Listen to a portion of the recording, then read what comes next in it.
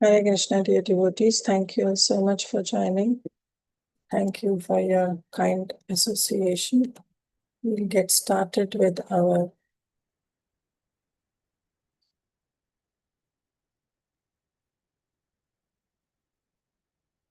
okay. We'll get started for our Bhakti Vaibhav session. Let's offer our Mangalacharan prayers and then we'll go. Om Namo Bhagavate Vasudevaya. Om Namo Bhagavate Vasudevaya. Om Namo Bhagavate Vasudevaya. Narayanam Namaskrityam Naram Chaiva Narottamam Devim Saraswatim Vyasam Tato Jayam Mudiraye. नष्टप्रायेषु अभद्रेषु नित्यं भागवत सेवया भगवती उत्तमश्लोके भक्तिर्भवति नैष्टिकी ॐ अज्ञानतिमिरन्धस्य ज्ञानाञ्जनशलाकया चक्षुरुन्मीलितं येन तस्मै श्रीगुरुवे नमः। श्रीचैतन्यमनोभीष्टं स्थापितं येन भूतले स्वयं रूप कदा मह्यं ददाति स्वपदान्तिकम्। नमः ॐ विष्णुपदाय कृष्णप्रस्थाय भूतले श्रीमते भक्तिवेदान्त स्वामिनिति नामिने नमस्ते सारस्वते देवे गौरवाणी प्रचारिणे निर्विशेष शून्यवादी पाश्चात्य देशतारिणे वाञ्छाकल्पतरुभ्यश्च कृपा सिन्धुभ्येव च पतितानां भावनेभ्यो वैष्णवेभ्यो नमो नमः। जय श्री कृष्ण चैतन्य प्रभु नित्यानंद श्री अद्वैत गदाधर शिवासादि गौर भक्त वृंद। हरे कृष्ण कृष्ण कृष्ण हरे हरे, हरे राम राम राम हरे हरे। गुरुवे गौरचंद्राय राधिकाय तदालय कृष्णाय कृष्ण भक्ताय तद्भक्ताय नमो नमः। मुखं करोति वाचालं पङ्गुं लङ्घयते गिरिं यत्कृपातमहं वन्दे श्रीगुरुदीनतारिणं परमानन्दमाधवं श्रीकृष्ण चैतन्य ईश्वरम्।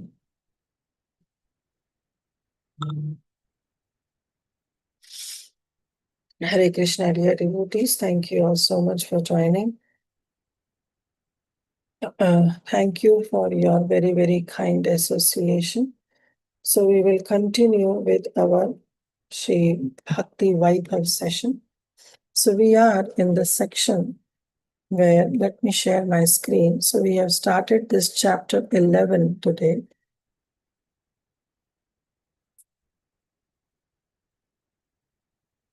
Okay, last time only, sorry, we started. We will continue with chapter 11.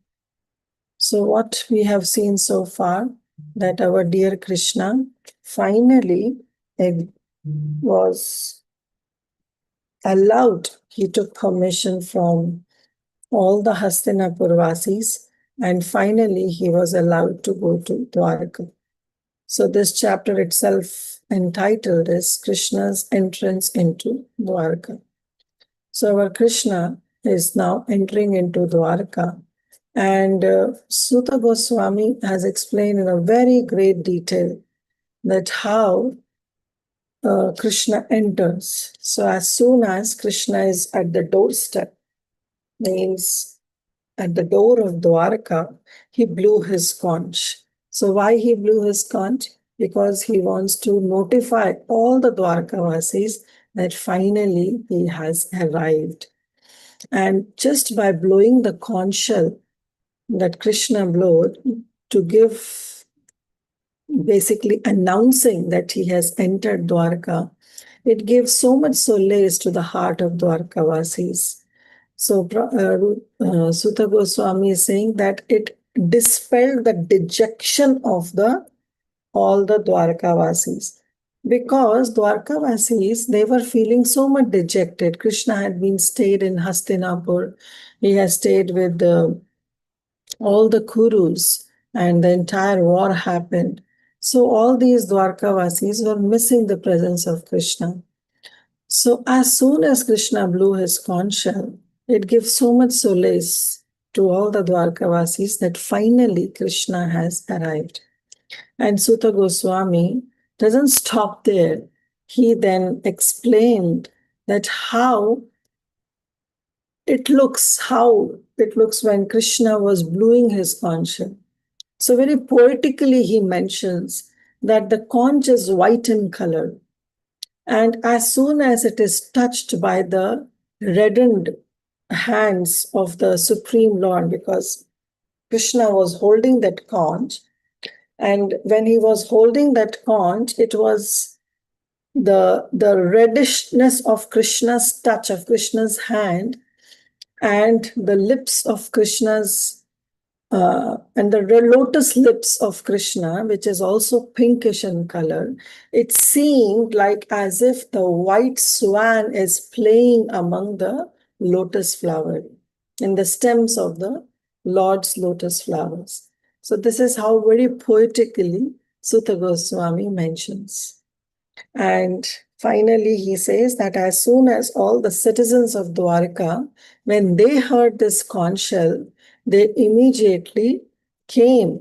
They left everything, whatever they were doing. Some were eating, some were doing some kind of meetings, some were doing some household chores. Everybody left their work and they went at the door of Dwarka, at the entrance of Dwarka, to receive Lord Shri Krishna. And did they go empty-handed? No.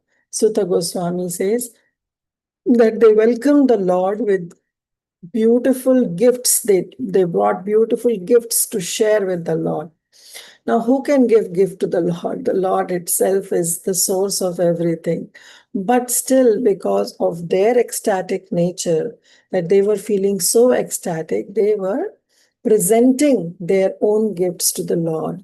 And again, Sutta Goswami says that all the presentations that were brought by the citizens of Dwarka were like the lamps offered to the sun. Or when we go and take bath in Ganga, what we do? We offer the same Ganga water back to Ganga. So it is just like offering the gifts to the Supreme Lord.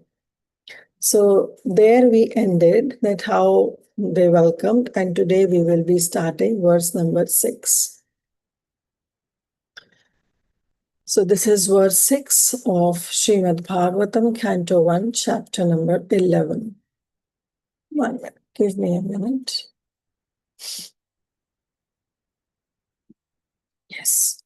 Natasmate nath sadangri pankajam virincha vairincha surendra vanditam parayanam shemam ihicchatam param nayatra kala prapavet para prabhu.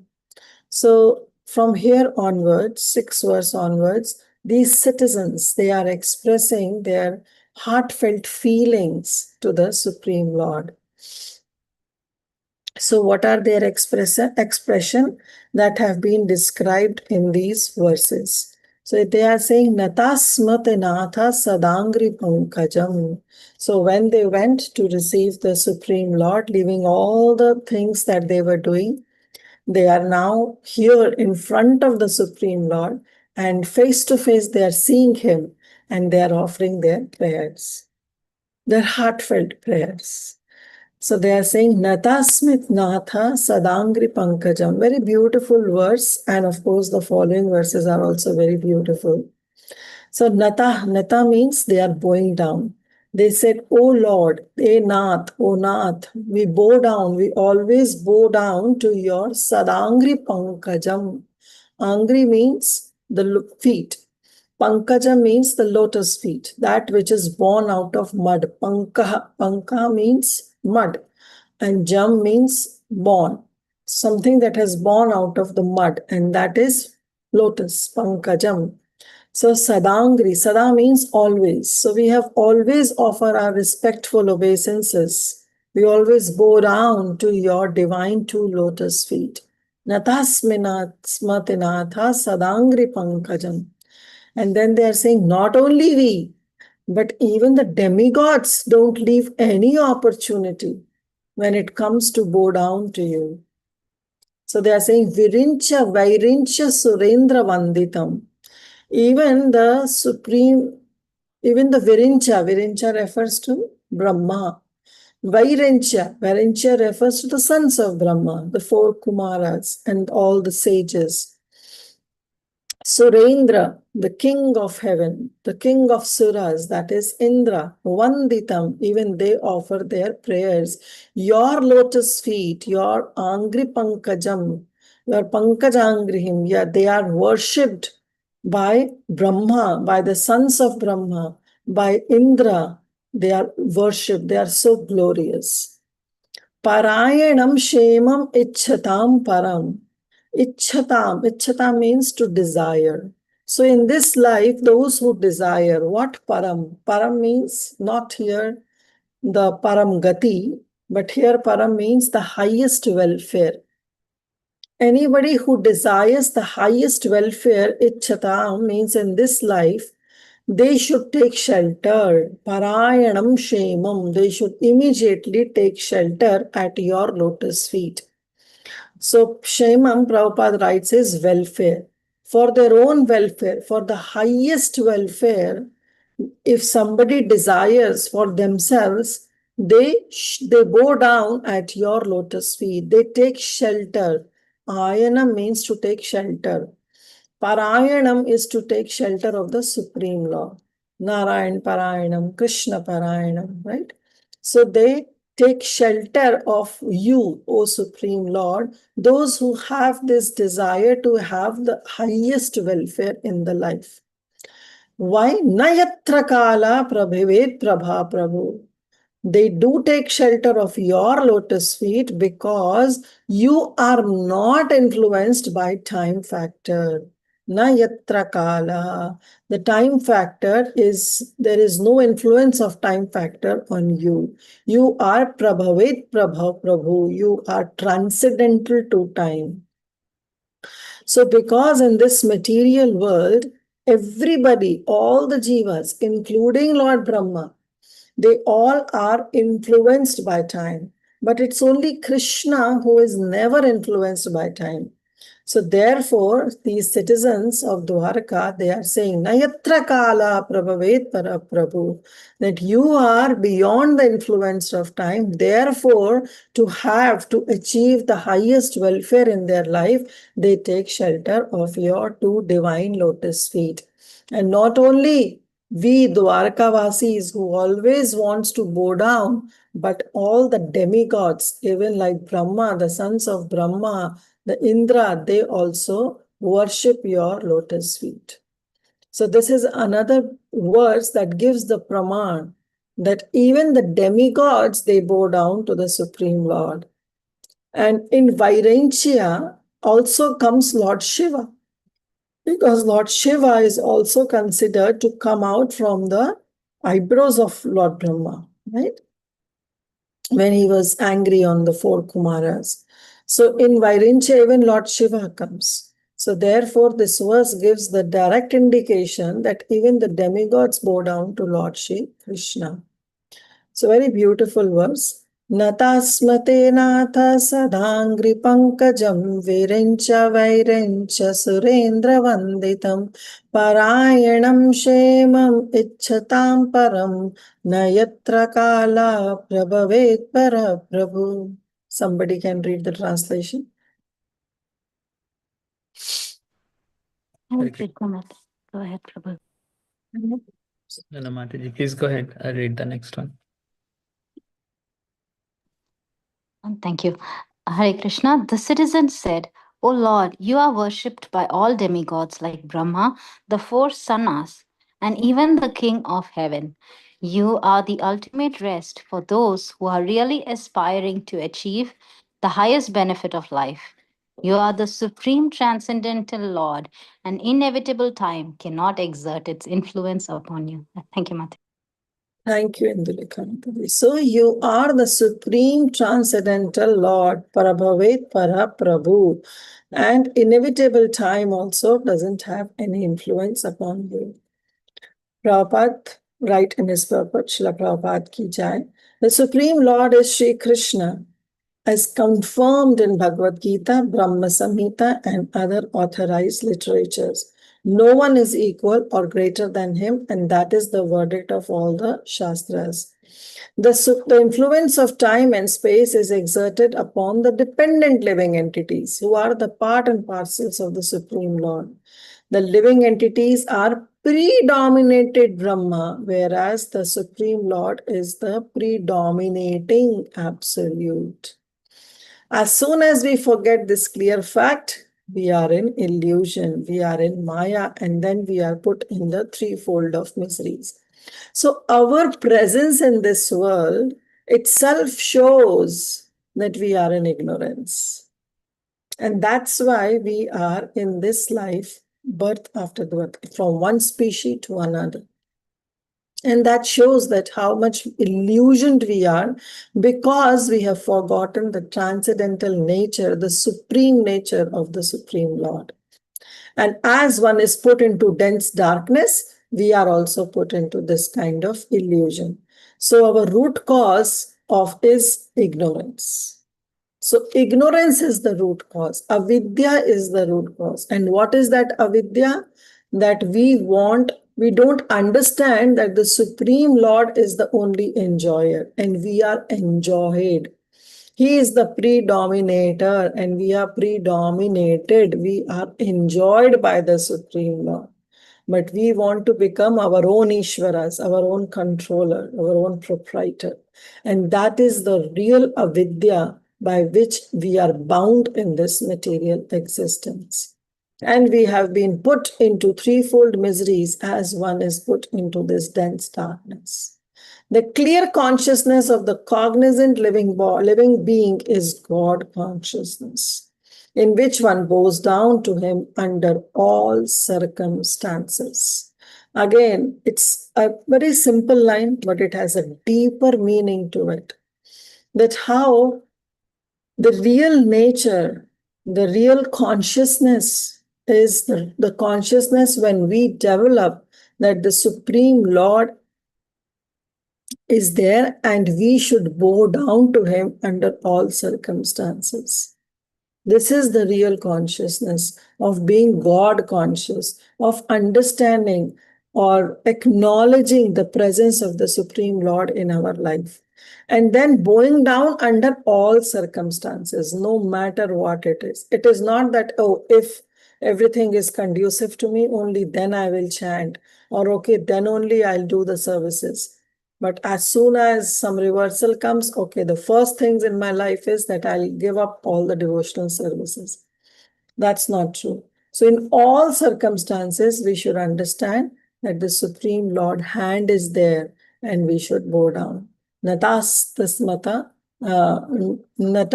natasmate natha sadangri pankaj. Always, sadangri, always. Sada word itself means always, under all circumstances.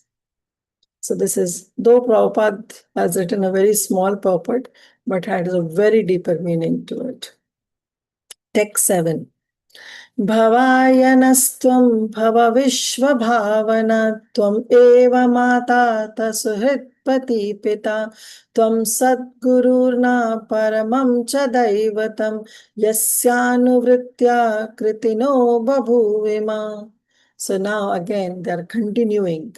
These Dwarkavasis, they are saying, Bhavaya nastum bhava vishva bhavana. So again, it's very poetic. And this is an alankar, which is used like starting with the same bha. So many bhas are used in just one line. Bhavaya nastum bhava vishva bhavana. So he's saying bhavaya. Bhavaya means for our own welfare, for our benefit. Tvam, you have bhava, you have become. So the word bhava actually has three meanings. Bhava can also means the welfare.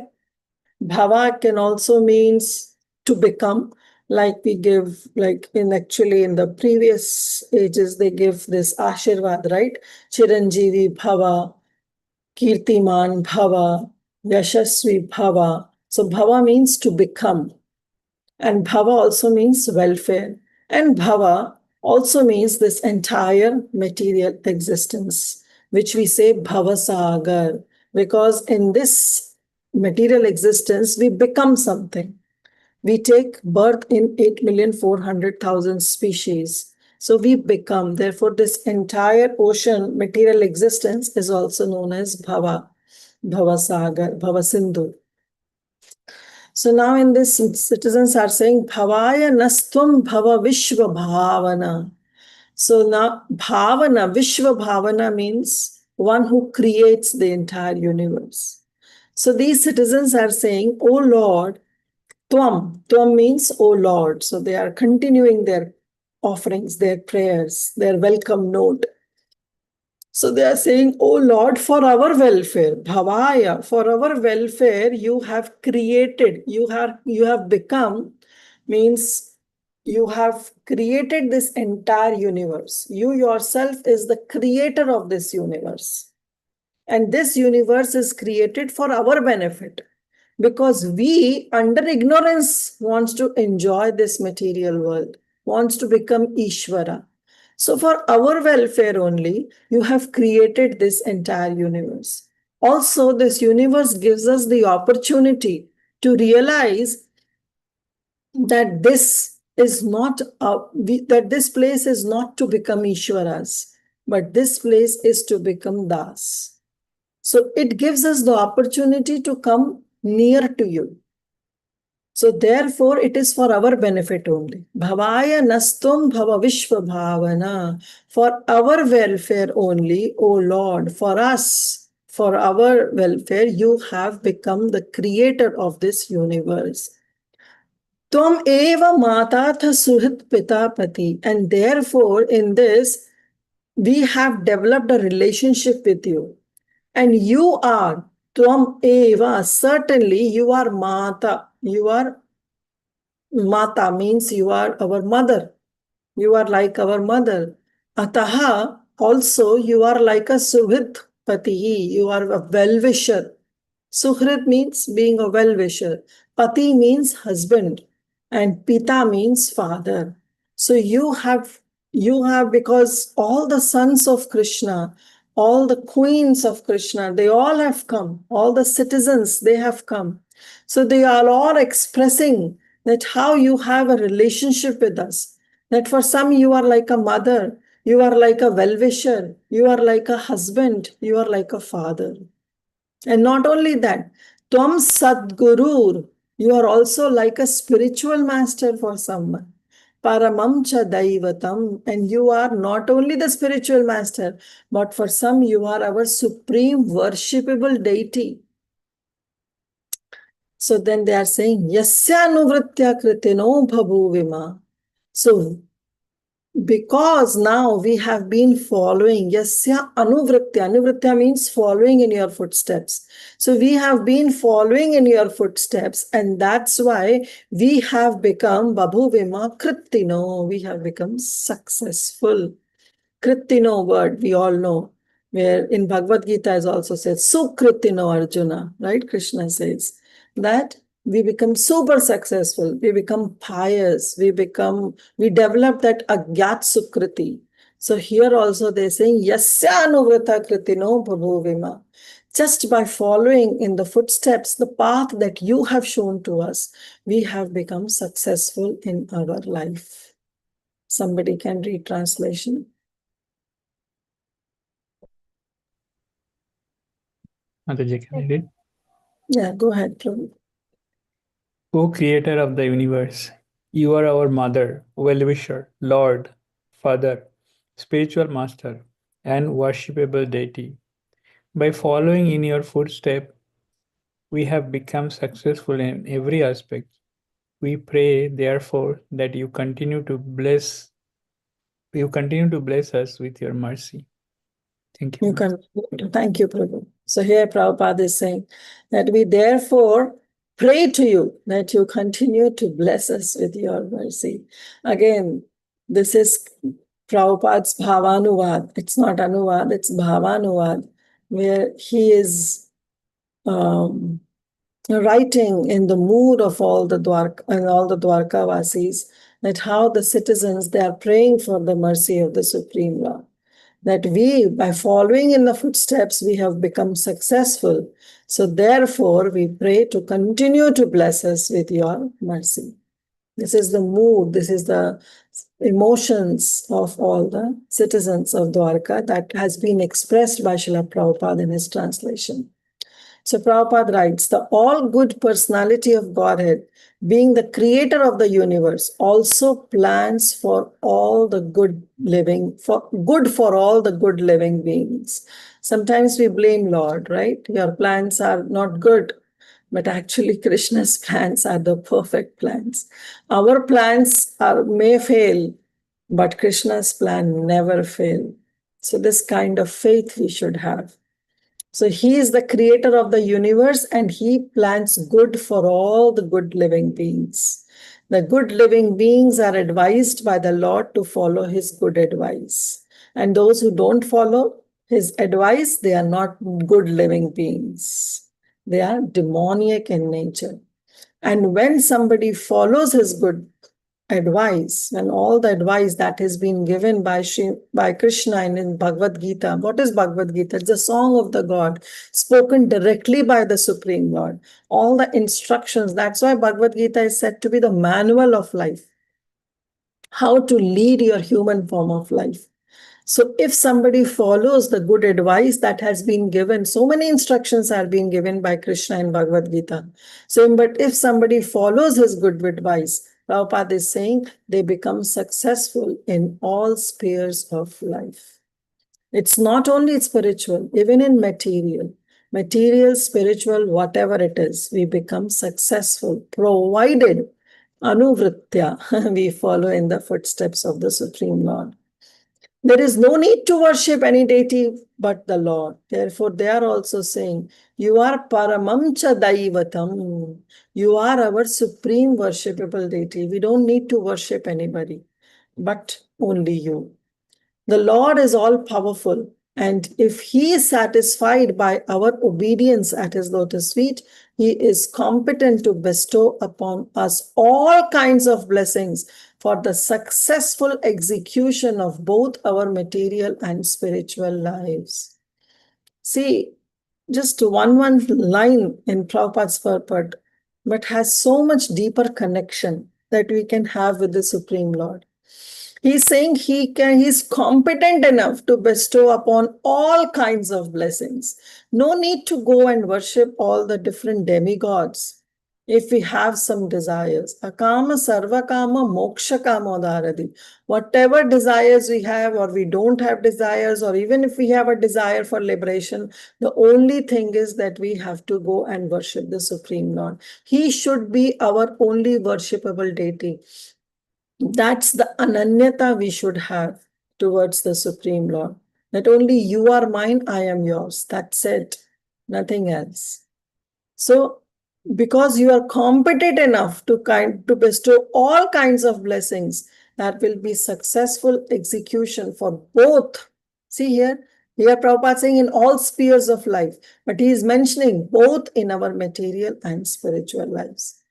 For attaining spiritual existence, the human form is a chance for all to understand our relationship with Lord, our eternal relationship. That is why they are saying that this entire universe, you are the creator, you have created, but for what? For our welfare only. Sometimes we say that if this place is Dukhalayam, then what is the need for the Lord to create it at first place? Oh, he has not created by his own thoughts. He has created because we have decided to enjoy separately from Krishna. So Krishna says, okay, fine, I'll give you a chance. Go ahead and enjoy. And after coming, when we realize, no, we cannot be Ishwaras. We are dependent souls on the Supreme Soul. When we realize this, then this realization itself gives us the chance to go closer to the Supreme Lord. So this entire creation is for our benefit, so that we understand the futility of our being in this human form of life and understanding the eternality of the Supreme Lord and developing that eternal relationship with God. So our relation with him is eternal. It can neither be broken nor vanquished. So that is eternal. But what is the point then we have forgotten? That is that forgotten. For the time being, we have forgotten. We have forgotten that eternal relationship. But that's all in all? No, it can be revived. It can be revived. That eternal relation can be revived by the grace of the Lord. And this grace, this mercy comes from the representative of the Supreme Lord, our spiritual masters, our Srila Prabhupada. Provided if we follow his injunctions that are revealed in the scriptures at all times and all places. So we have forgotten our eternal relationship with our Lord. So therefore, Srila Narottam Das Thakur also sings, Hari Hari Vipale Janama Govayu. It's a very beautiful song. Manushya Janma Paya Radha Krishna na bhajiya Janiya Shuniya Vishkaya. Even after getting this human form of life, if we are not worshipping the Supreme Lord, if we are not considering him as our supreme worshipable deity, then Janiya Shuniya Vishkaya. Then knowingly we are eating poison. And then what we are committing? We are committing spiritual suicide. Because when we eat poison, we destroy this material life. But now Narottam Das Thakur is saying by not worshipping Radha Krishna is like eating poison. And this eating poison will not destroy your material life, but will destroy your spiritual life also. So we have forgotten that relationship, but there is a chance. We can revive it by the grace of the Lord that comes through the mercy of the spiritual masters, by the representatives of the Supreme Lord, provided we follow his injunctions that are revealed in the scriptures. Again, very beautiful purport. So here citizens are saying that you are our mother, you are our well-wisher, you are father, Tvameva Mata, Pita Tvameva, Tvameva Bandhu, Sakha Tvameva, everything you are there. And therefore we pray to continue to bless us with your mercy. Now, again, very beautiful ones. Aho sanatha bhavatasmadatpayam trivishtapanam abhidura darshanam premasmita snigdha nirikshananam pashyema rupam tava sarva saubhagam.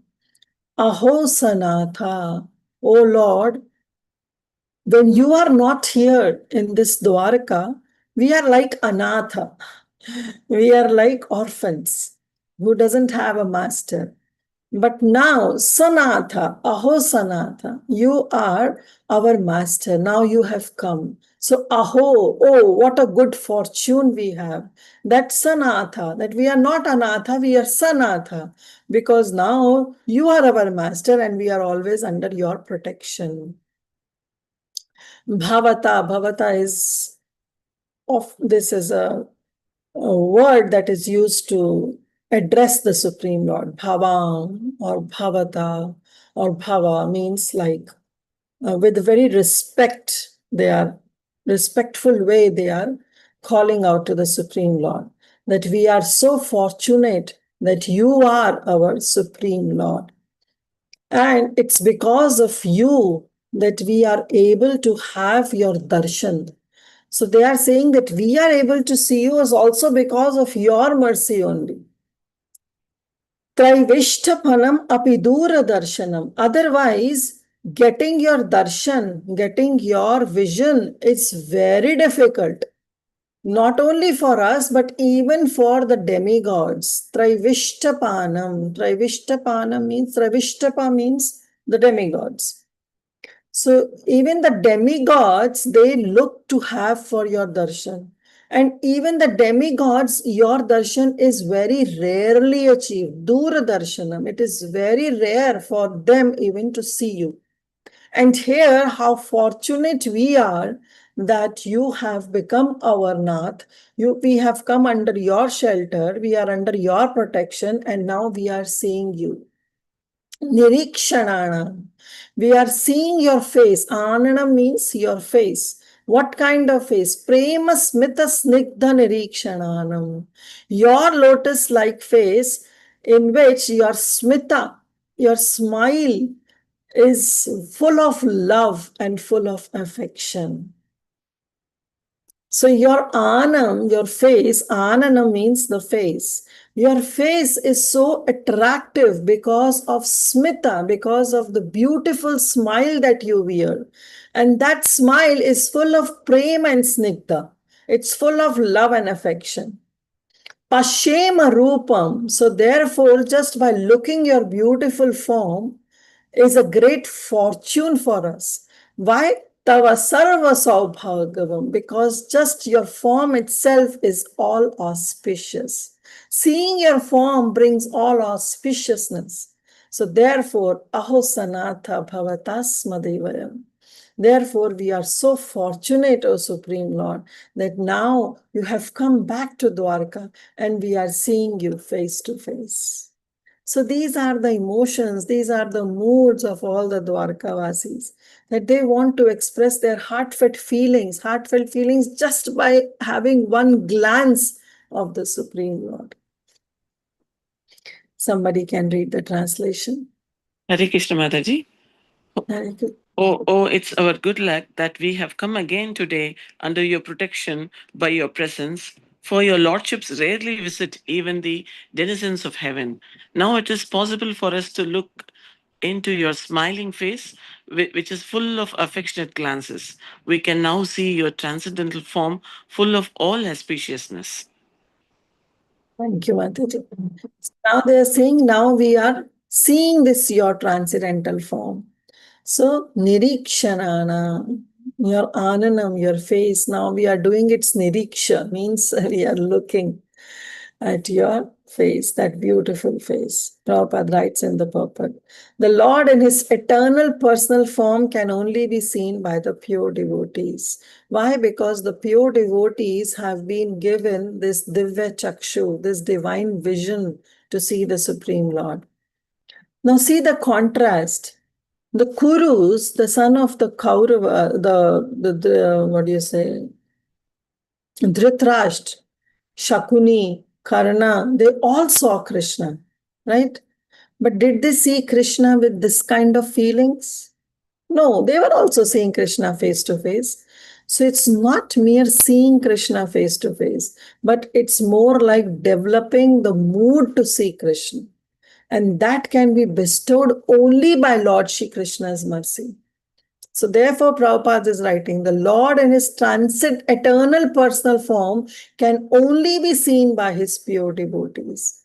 Rest, everybody will see him as Mayavi, doing some superhuman activities. The Lord is never impersonal, but he is the supreme personality of Godhead, possible to be visited by devotional service face to face, which is impossible to be done even by the denizens of higher planets. When Brahmaji and other demigods, see here Prabhupada is writing that how rare for them it is to see the Supreme Lord face to face. When Brahmaji and other demigods want to consult Lord Vishnu, so where they go, they wait at the ocean of milk. They wait at the shore of the ocean of milk, at Shwetadeep, where the Lord Vishnu is lying. And this milk, ocean of milk and the Shwetadeep planet are the replica of Vaikuntha Loka within the universe. So we know that how when all the demigods, they get disturbed by the activities of the demons, they approach Lord Brahma.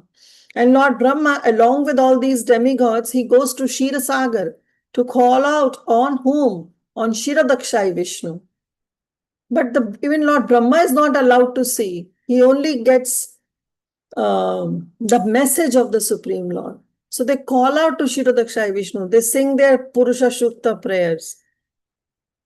So neither Brahmaji and the demigods like Indra can enter into this island of Ashwetadeep, but they can just stand on the shore of the ocean of milk and transmit their message to Lord Vishnu, known as Kshirodakshai Vishnu.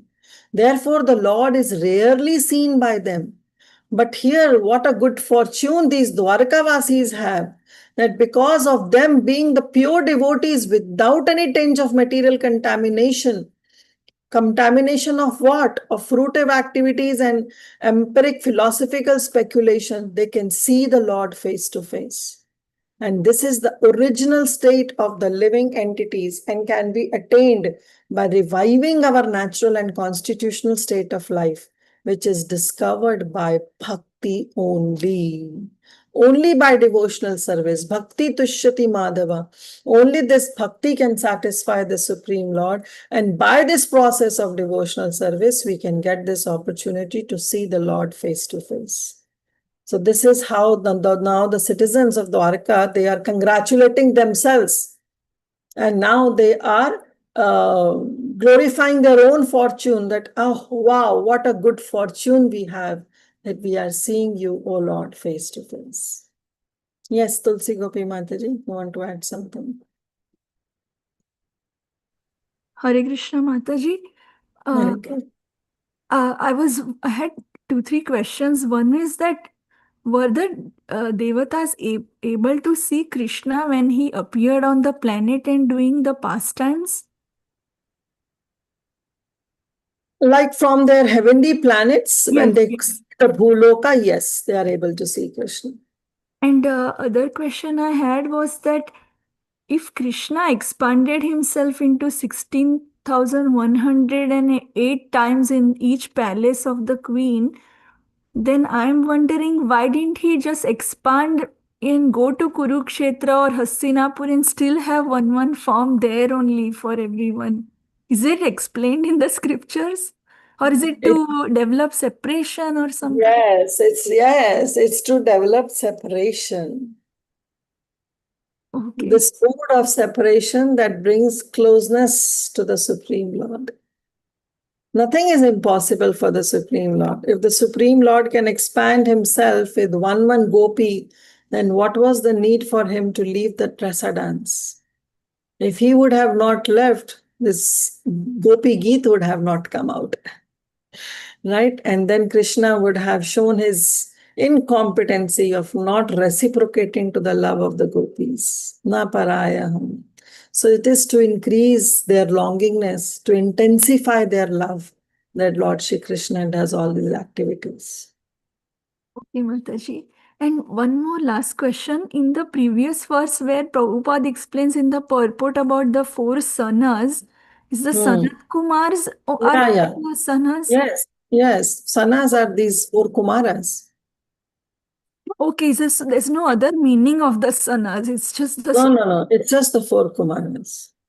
Okay, thank you, Mataji. Thank you. Yes, Praladananda Prabhu, please go ahead. Dhanvantara Mataji. There's some good reference here I would like to share. Yeah, sure. In this word, Aho Sanatha, Bhavata Sanatadvayam. So Prabhupada Maharaj has a very favorite slok for this, quoting Yamunacharya. Says, Bhavan Premanucharam Nirantar Prashant Nish says Manorathantar. Kadaham Ekantika Nitya Kinkar Praharsayami Sanat Jivitam. So, Beautiful. we are all anath here, and Yamuna Yes. has given this beautiful prayer for us to pray every day, that we can pray to this so that we can become Sanath with Lord Sri Krishna.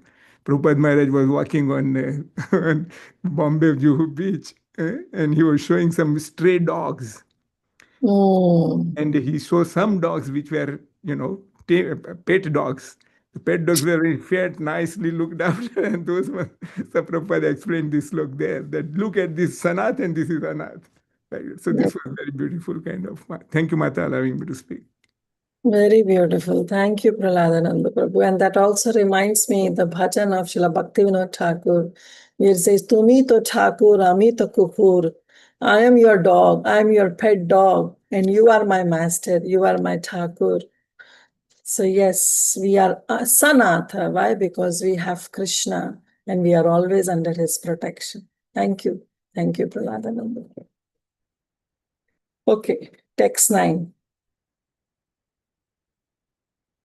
Yarhi ambujakshpasasra bho bhavan kurun madhun vatha surididrikshaya tatrabda koti pratimashano bhaved ravim vinokshurivanastavachuta. This is another very beautiful verse. Now they are saying Yarhi Ambujakshara. Ambujaksha. Ambujaksha means aksha, eyes. Eyes like ambuja, like lotus flower. So your lotus-eyed flower, your lotus-eyed, your eyes like lotus flower, oh lotus-eyed one. So now they are addressing Krishna as Ambujaksha, oh lotus-eyed one. Yarhi apapsara bhavo bhavan, oh bhavan. Again, it's a way of addressing in a very respectful manner. Oh, you, your good self, oh Ambujaksha, oh lotus-eyed one. Whenever you go away from where? You go away from Dwarka. So whenever you go away from Dwarka, so where do you go? Where Krishna goes away? Kurun Madhun Vatha Surididikshaya. He goes to meet, Didikshaya means to meet his well-wishers like Pandavas. Suhrid Didikshaya, you go and meet. And you meet all the Kurus. You go to Kurukshetra, you go to Hastinapur to meet the descendants of King Kuru. You go to Madhun, the inhabitants of Mathura. So here you see, here Prabhupada is writing, Madhun means the inhabitants of Mathura or Vrajabhumi. So again, there are two ways to understand. So this Mathura also comes under Vraja, right? In one sense, it's entire Vrajamandal in which Mathura also comes. But we know that specifically Vrajabhumi is different and Mathura is different because Krishna, his pastimes, they expand to Vrajabhumi, to Mathura where he killed Kamsa Maharaj, and then finally to Dwarka. So also he fought so many battles in this Mathura, and finally he built Dwarka city for the benefit of all the Mathuravasis. So this is one meaning to understand.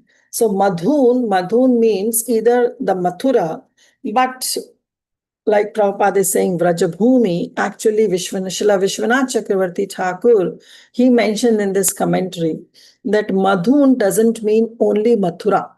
This Madhun also means Vraja. So you go to Vraja, but we know that Krishna never went to Vrindavan because when he came out of Vrindavan, he never went. But actually our Shastras explain that he went to Vrindavan also. So Madhun also means Vrindavan. Because why Vishwanath Chakravarti Thakur says Madhun to be taken as Vrajabhumi? Because when he transported all the inhabitants of Mathura to Dwarka, there was no one in Mathura. So this Mathura actually refers to Vraja, Vrindavan.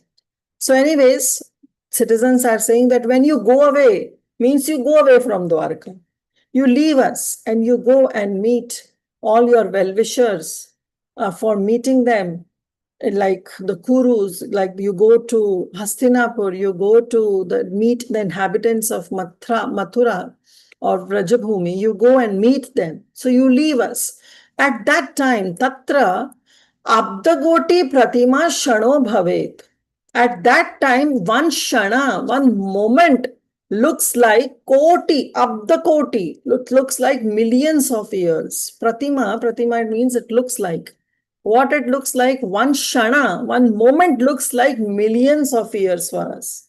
Yugaitam nimishena chakshusha pravashaitam shunyaitam jagat sarvam govinda virhaname, as Sri Chaitanya Mahaprabhu writes in his Shikshashtakam.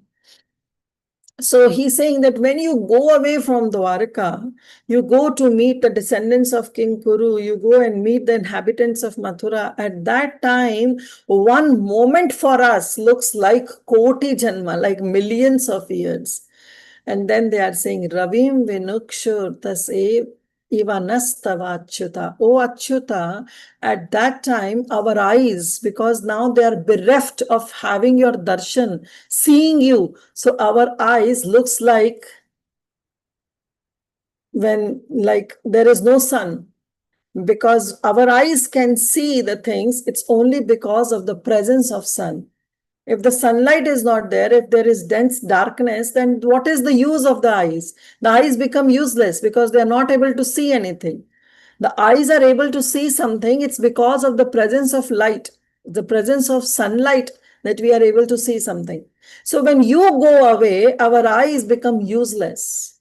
Why? Because as if our sun has gone away. Means they are comparing Krishna as a sun, S-U-N, sun, that as a Surya. You just leave this place, and just like when sun is not there, the eyes become useless. So our existence in Dwarka becomes useless when you are not there with us. So see how beautiful they are saying, Ravim Vinakshurtas Ivanastavachuta, that our eyes become useless without you, seeing you, O Achyuta. Somebody can read translation. Hare Krishna Mataji. Hare Krishna. O lotus-eyed Lord, whenever you go away to Mathura, Vrindavan or Hastinapur to meet your friends and relatives, every moment of your absence seems like millions of years. O infallible one, at that time our eyes become useless, as if bereft of sun. Hare Thank you. Krishna. So, O infallible one, at that time our eyes become useless, as if bereft of sun. So Prabhupada writes, we are all proud of our material senses for making some experiments to determine the existence of God. But we forget that our senses are not absolute by themselves. So human form of life have 4 defects. What are the 4 defects? Okay, Satya Prabhu. Okay. Go ahead. Go ahead. What are the 4 defects? Hare Krishna Mataji is Brahma, Illusion. Vipralipsa. No, I forgot. Yeah, another 4th one I forgot, Prabhu Mataji. Hare Krishna Mataji, can I tell Mataji? Yeah, please go ahead. So, yeah, cheating propensity, imperfect senses, illusion, and then Tendency to commit. yeah, yes, Mataji. Tendency to commit mistakes. Correct. Commit mistakes. Tendency to commit mistakes. Yeah. Mataji, can you remind the Sanskrit term that I forgot? Okay, yes, Sadamini Mataji, 1 minute. Go ahead. Sadamini Mataji, you want to say something?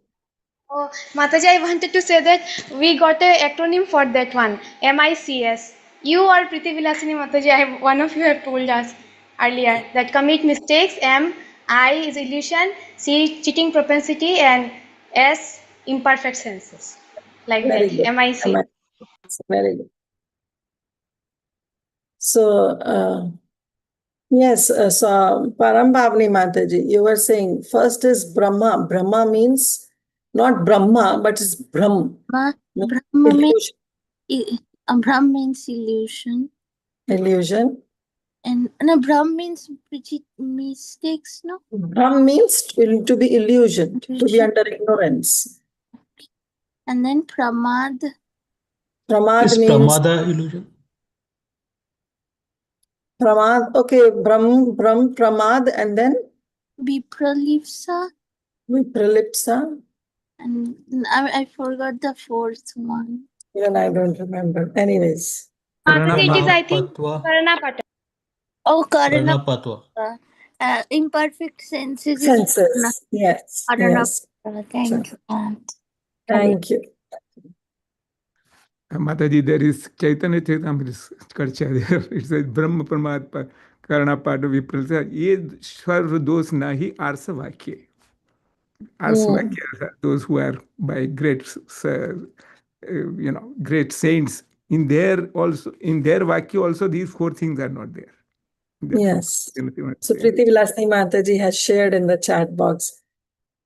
Thank you, Mataji. Brahma Pramada Vipralipsa Karana Padva Ishvara Vakya Nahi Dosha Aisava. So in Ishvara, these doshas are not there. So Prabhupada is also writing that we are proud of our material senses, but we forget that our senses are not absolute by themselves. They can only act under certain conditions. For example, our eyes, as long as the sunshine is there, we are able to see. But as soon as the sunshine is not there, our eyes become useless. So here the Supreme Lord is compared to the sun. Without him, all our knowledge is either false or partial. And the opposite of the sun is the darkness. Similarly, the opposite of Krishna is Maya. Krishna Surya Sama, Maya hai andhakar, jahan Krishna taha nahi, Maya andhakar. So the devotees of the Lord can see everything in two perspective due to the light that is disseminated by Lord Krishna. And by the grace of the Lord, the pure devotees cannot be in the darkness of ignorance. So when we have the knowledge of the supremacy of the greatness of the sweetness of the Supreme Lord, then there is no point that we can ever be in ignorance. Ignorance can be destroyed by knowledge of the Supreme Lord. Therefore, it is necessary that we must always be in the sight of the Supreme Lord, Lord Krishna, so that we can see both ourselves and the Lord with different energies, just like Lord Brahma saw. When Brahma was meditating, he saw not only the Supreme Lord, but he saw the energies of the Supreme Lord. He saw the relationship of the Supreme Lord with the energies. And same with Srila Vyasadeva. When he meditated on the mantra that is given by his spiritual master Narad Muni, we saw in the previous chapters, it is mentioned as soon as he meditated, he saw the Supreme Lord. He saw the different energies of the Supreme Lord. And he saw the relationship of these energies with the Supreme Lord.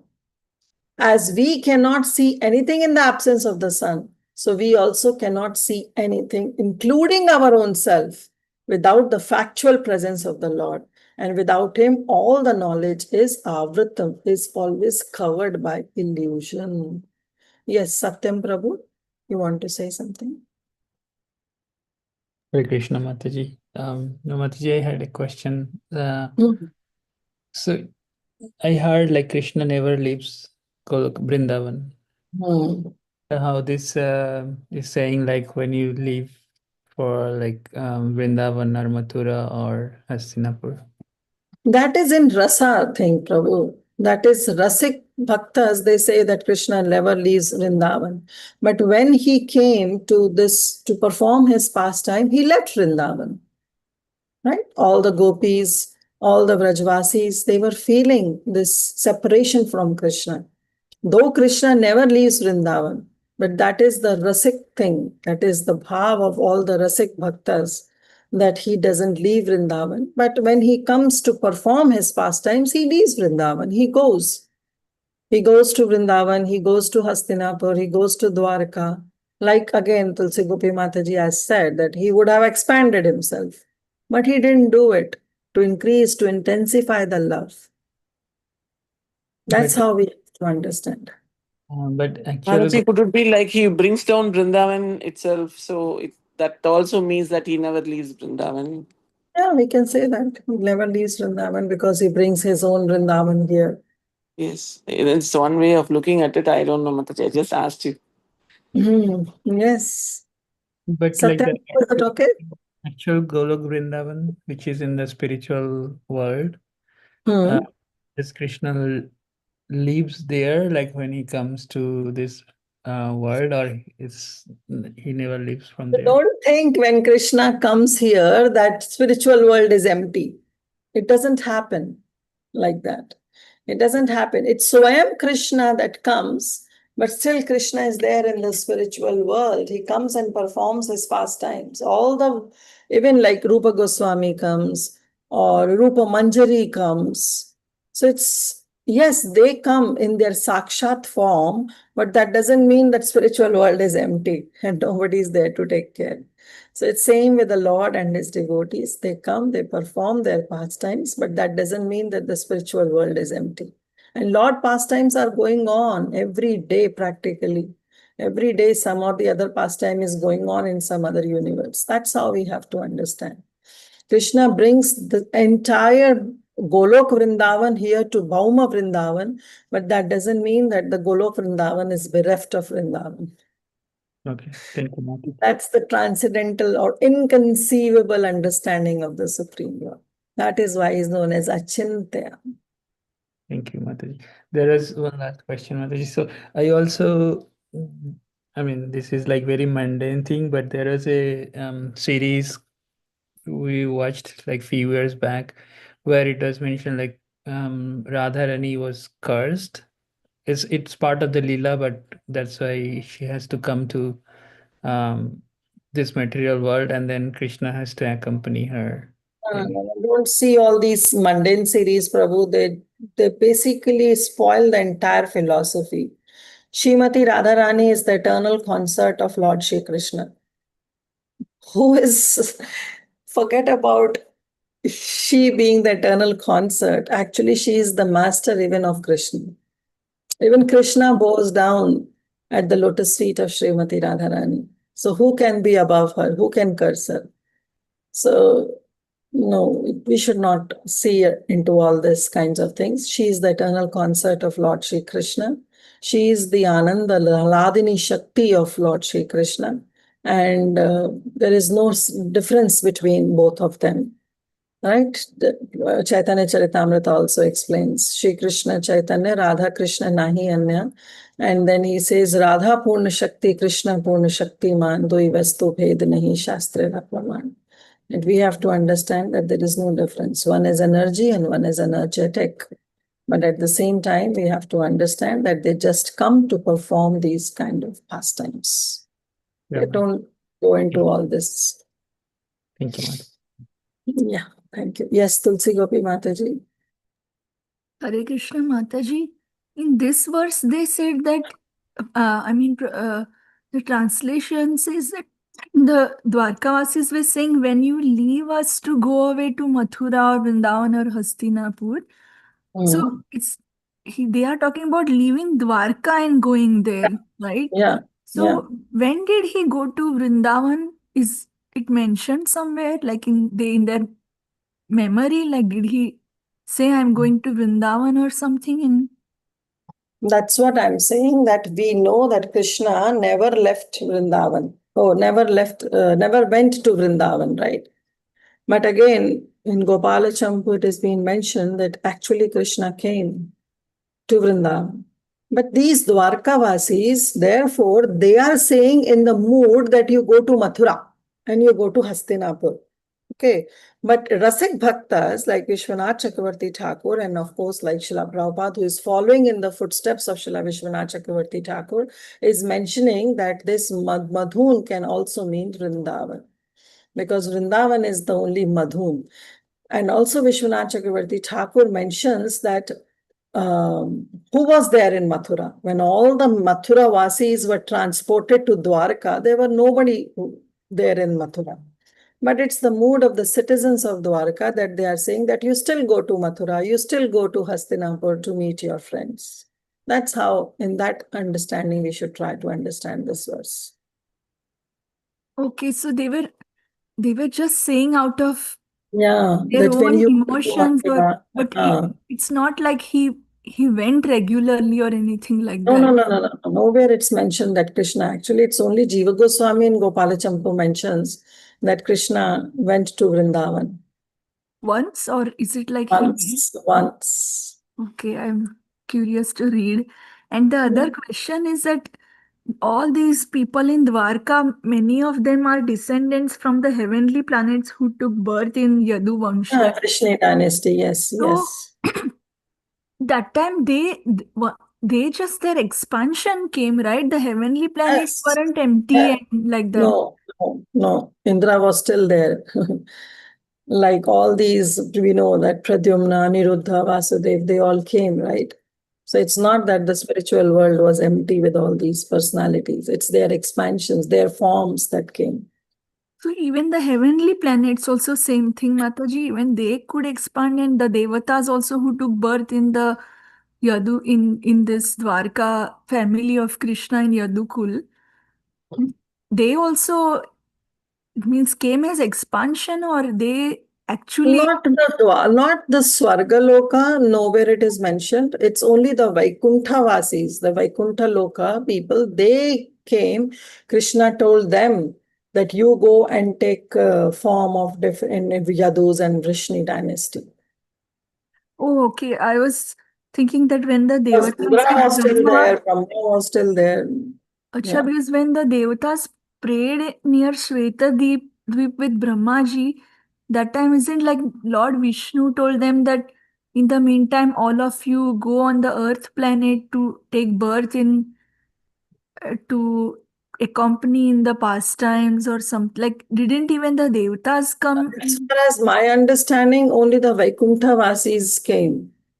Okay. Not Because see how we saw in Govardhan Leela, Indra was still Indra. yeah. Or maybe if Preeti Vilasni Mataji, you are there on the call, if you can add something. Krishna Mataji, it was only their Amshas who came. It's only there. Yeah. Just like Indra's Amsha, all of the demigods' Amshas had. Okay, thank you, Mataji. Okay, so we still have time, but okay, yeah, we can continue to text 10. We covered this one, right? Yeah. Text 10. कथं वयं नाथ चिरोषिते त्वयि प्रसन्नदृष्टाखिलतापशोषणं जीवेम ते सुन्दरहासशोभितम् अपश्यमाना वदनं मनोहरम् इति चोदिरितवाच प्रजानं भक्तवत्सल शृण्वनो अनुग्रहं दृष्ट्या वितान्वन् प्रविशश्च परम् Puram. Very, very beautiful like words. Katham Vayam Natha. Katham Vayam means how can we sustain our life? So all these citizens now they are saying, Oh Lord, Oh Natha, how is it possible? Katham Vayam, how it is possible for us to sustain our life? Chiroshita Tvai, when you are staying far away from us for a very, very long period of time. Chiroshite, for chirkal tak. Because it's not actually for a very, very long time. But as in the previous verse, we saw that just a shana looks like out the koti, like so many millions of years. So they are saying, Katham vayam natha chiroshiti tvai. Oh Lord, oh Nath, when you leave us and we are staying away from you for this long period of time, we are bereft of seeing you. Prasanna drishtakhila tapashochanam. At that time when you are not there, we are bereft of seeing you. Seeing what? Seeing your prasanna, your smiling face, your glance. We are bereft of the glance of yours. And that glance is akhila tapashoshanam. That glance, one glance can destroy, can vanquish. Akhila means entire tap, all the sufferings, all the miseries can be destroyed by that one glance. But when you leave us and we are here and we are away from you for a very, very long time, at that time we are bereft of that glance.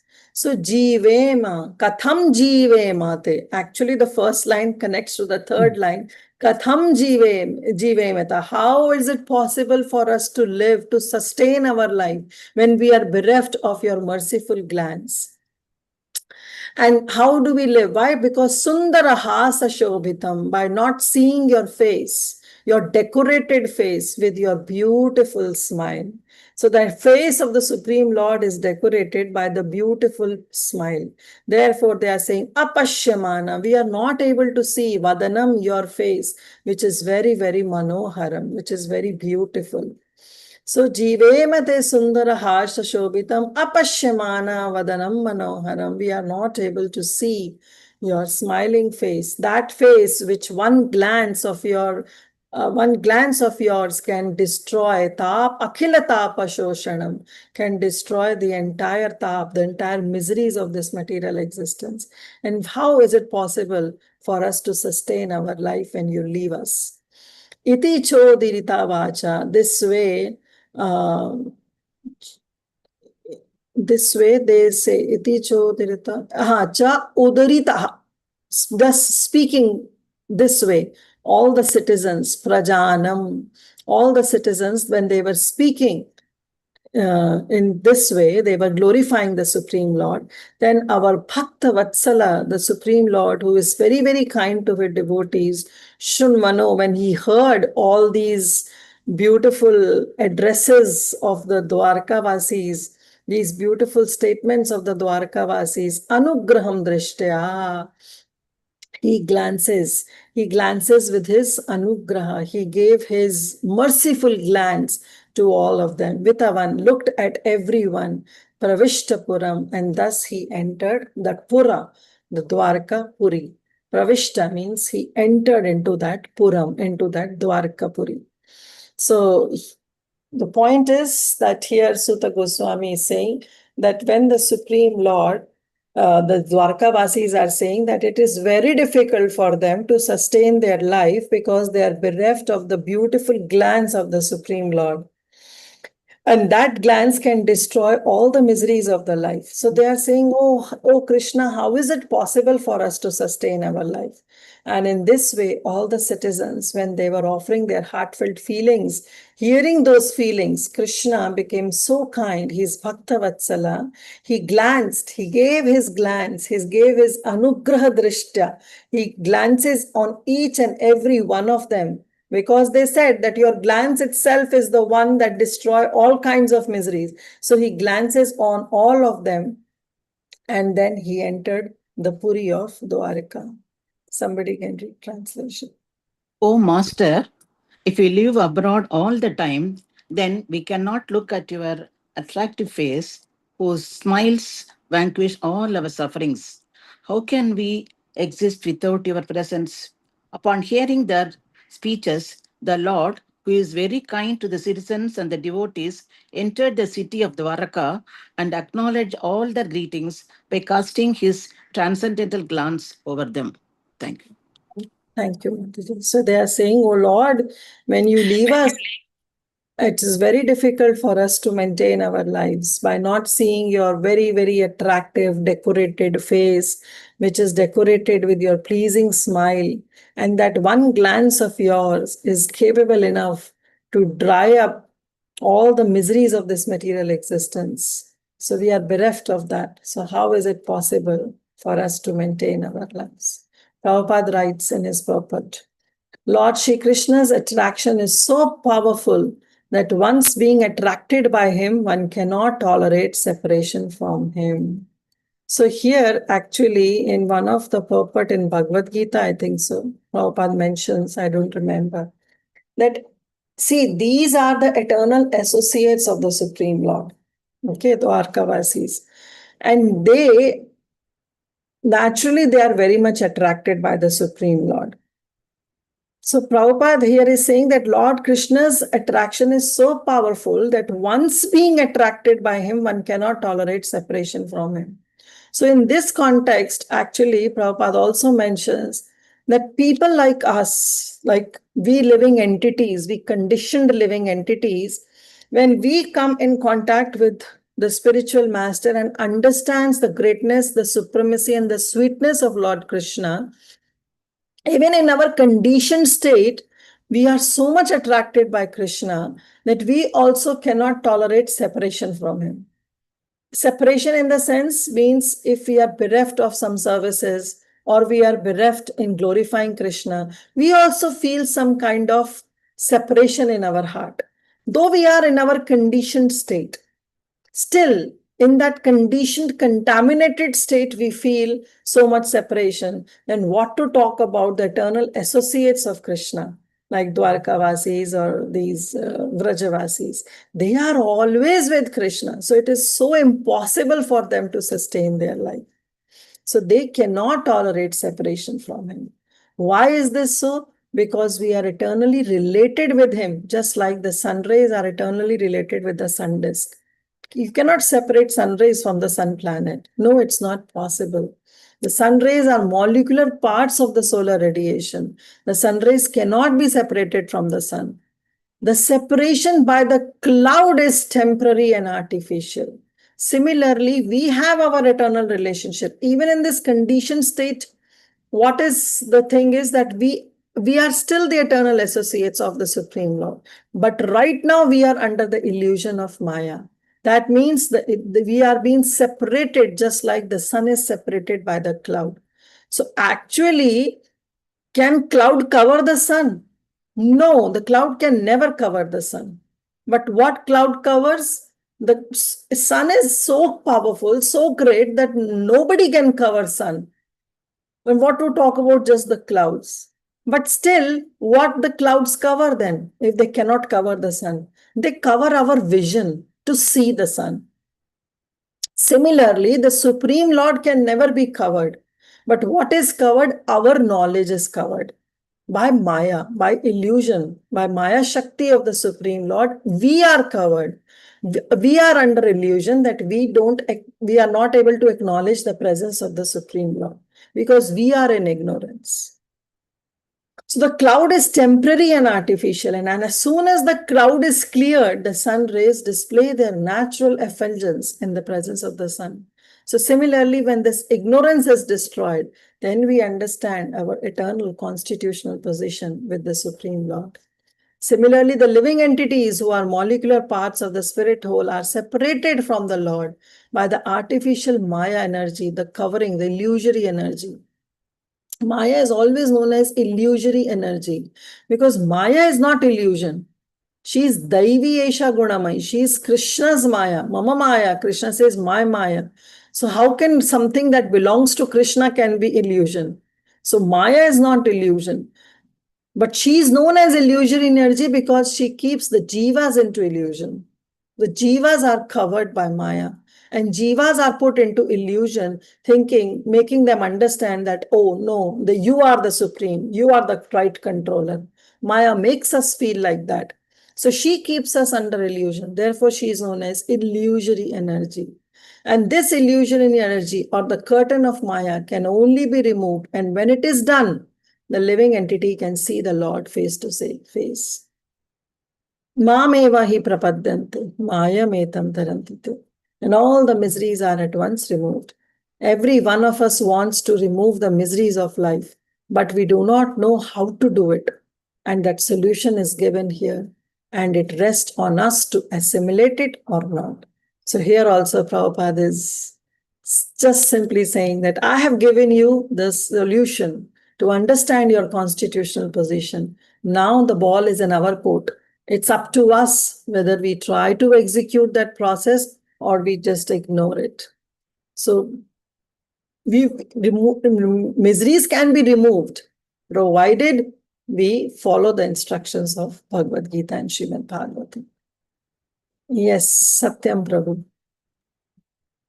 Hare Krishna, Mataji. So, Mataji, when we think like we are attracted to all these material things and material energy, but in a way, what is mentioned, like we cannot, that's a Krishna's energy, like Krishna's presence is everywhere. So we, in a way, if we see like we are not able to, not being attracted or not being attached to Krishna, even on that, because maybe the Krishna is present in every material thing, that's why we are also getting attracted there. No, but I'm not able to understand your question, your point. So here Krishna's this verse or the text says like for a single moment the citizens, they are not able to like bear the separation from Krishna. Is Krishna is attracted, right? But if we see like at least I am like so attracted to the material things. But the material things is also like Krishna's energy, like the in a way we are attracted to Krishna in a different energy, right? Is it not? Yeah, in a perverted way. Yeah, but we are attracted, still like attracted to Krishna. We cannot leave in single moment like. Of course. We cannot, it's not possible that we are never in touch with Krishna. But the point here is not this. The point is how many of us acknowledge the presence of Krishna. Like Krishna says, Rasoham api kaunteya, that I am the taste in the water. But how many of us realize while drinking the water that Krishna is in the taste of water? We are connected to Krishna by drinking water. But how many of us realize that this taste in water is Krishna? So that is the point, that realization should come. So Krishna says, ultimately, directly or indirectly, you are worshipping me only. Even if you are worshipping devatas avidhi purvakam, you are doing it in a wrong way, but ultimately everything is coming to me because I am the source of everything. But here, not the point of taking the long route, but the point is to have the shortcut route, directly coming and realizing Krishna consciousness. That's how we have to understand it. Yeah, thank you, Mataji. Thank you. Yes, Praladananda Prabhu, you want to add something? Prabhupada Maharaj writes that every one of us wants to remove the miseries of life because we Rushabdev Maharaj said, Gata Smriti Vindate Tatra Tapa. Because we have forgotten that eternal relationship. That's why we are suffering these threefold miseries. Gata Smriti Tatra Vindate Tatrapas Asadya Maithuna Magaram Magna. We are Agna. We have come to this material world of Maithuna Magaram. And that's why we are suffering. But Vyasadev has compiled this Srimad Bhagavatam for this Tapatra and Mulanam. Bhagavad he takes it, and then he writes in that Anarthopasamam Saksat Bhakti Yogam Adoksaje Lokasya Ajananto Vidvans Chakra Saswatam Sahita. So he has compiled this. So Bhagavan Krishna has very mercifully given us Srimad Bhagavatam here. So if you take shelter of Srimad Bhagavatam under Srila Prabhupada's mercy, we'll all be able to get out of this miserable world. That's what I wanted to share, Mata. Thank you. Very nice. Thank you, Praladananda Prabhu. Very true. So the solution itself, Prabhupada is giving that I am giving here. And this Srimad Bhagavatam, Bhagavad Gita, these scriptures, they give us the solution. But it's up to us whether we accept it or not. Because in the right, as Prabhuji was mentioning, Praladananda Prabhu was mentioning, and in the right, in the invocation of Srimad Bhagavatam, it says it's tapatrayo nulmulam. It uproots all the kinds of miseries. And we want all these miseries to go away.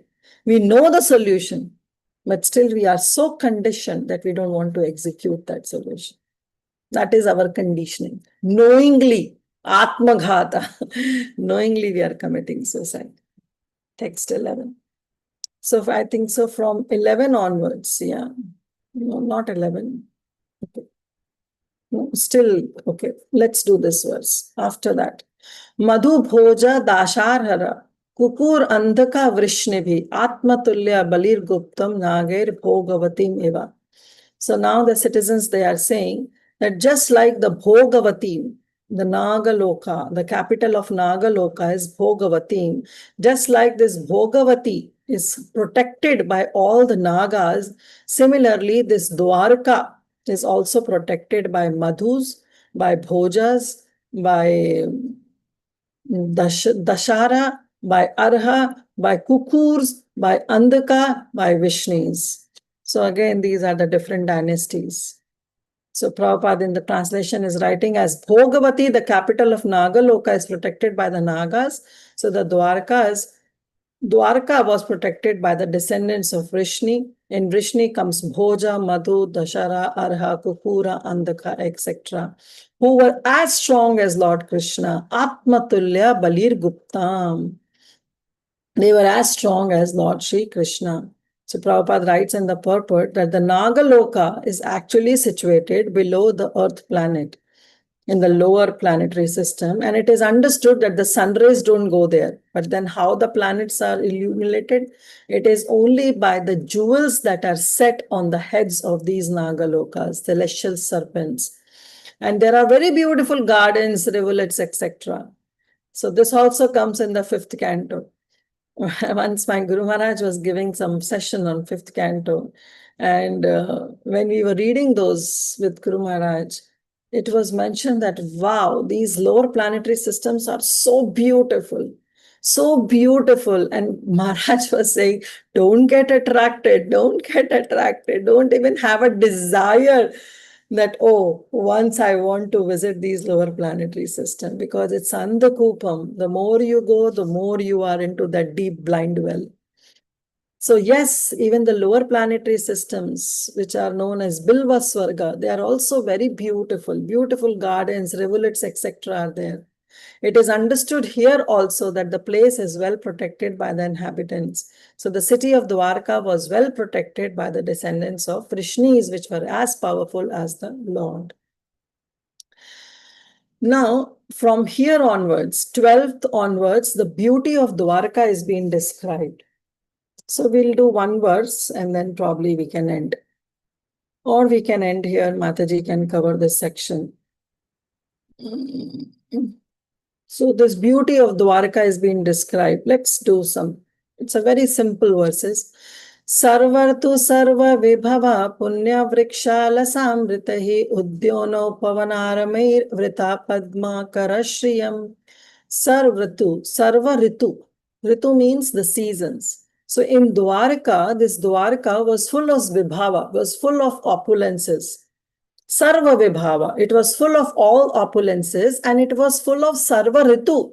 Means all the Ritus were also there in Dwarka city. So right now we have this thing that, okay, it's winter season, then summer season, then monsoon season. But in Dwarka it is said Sarva Ritu means that with the desire of the Supreme Lord and his associates, the Ritu manifested. So that's the beauty of Dwarka. Sarva Ritu Sarva Vibhava. There were so much opulence. Punya Vriksha. There were many, many pious trees in Dwarka. So Sutta Goswami is describing the beauty of Dwarka from this verse onwards. Punya Vriksha means the pious trees. What do you mean by pious trees? Pious trees means the trees which produce fruits and flowers.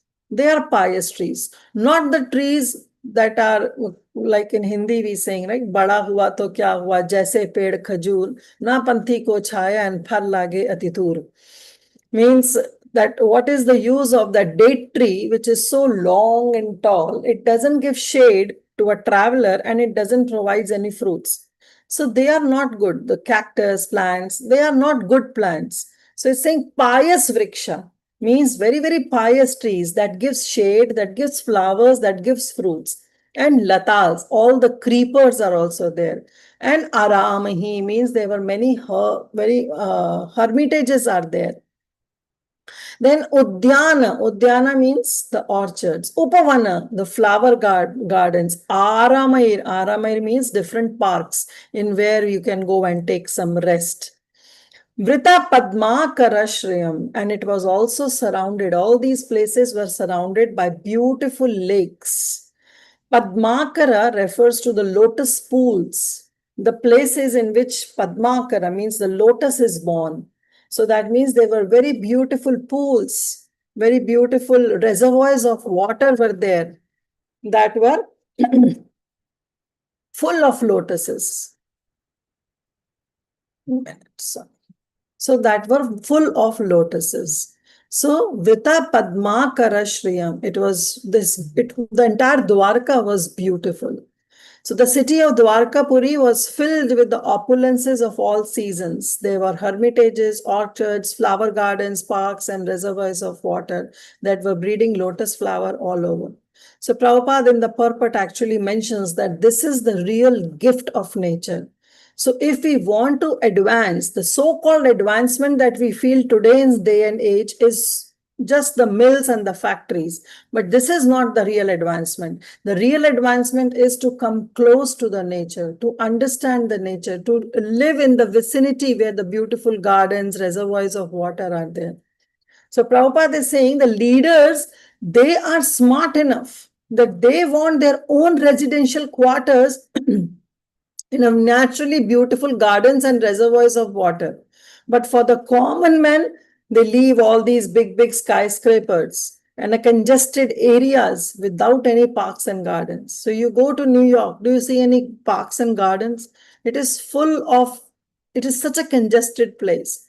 So herein, of course, we find a description of Dwarka, that it is understood that the whole dham was surrounded. It was not just Krishna's palace, but the entire Dwarka was surrounded by the beautiful gardens and the parks of reservoirs of water where lotuses grow. This is the real development.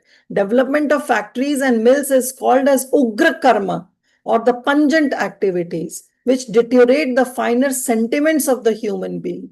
And it is the dungeon of demons.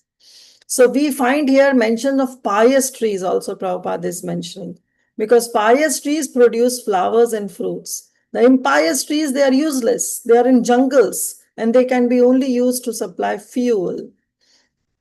Fruit, flower gardens, all these cows giving sufficient milk, all these are the real advancement. But today, because of the mines, factories, and workshop, we have developed this demonic propensities also, because we are living in that demonic place. So we are developing that propensity also, the demonic propensity. The vested interests flourish at the cost of the working class, and consequently, there is a severe clashes. But the description of Dwarkadham is ideal for human civilization, and that is the real advance. So, text 13 onwards, little 3 to 4 verses more. Then this beauty of Dwarka will be described. That how Dwarka is so beautiful, that we will continue on Thursday. And then we will see that how Krishna reciprocates with his devotees in Dwarka. Okay, so we'll stop here.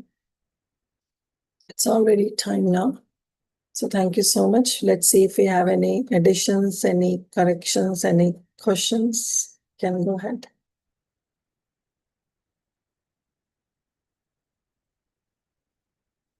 Okay, if not, then we can end here. See you all on Thursday. We'll stop here. Vanchakalpatarupyascha kripa sindhu bhayevacha patitanam pavanebhyo vaishnavebhyo namo namaha. अनंत कोटि वैष्णव वृंद की जाय, शिला प्रभुपाद की जाय, ग्रंथराज श्रीमद् भागवतम की जाय, all the assembled Vaishnavas की जाय. Hare Krishna. Hare Krishna. Hare Krishna. Thank you so much. Thank you. Our Grace Kirtida Sundari Mata Ji ki jai. Ending the call.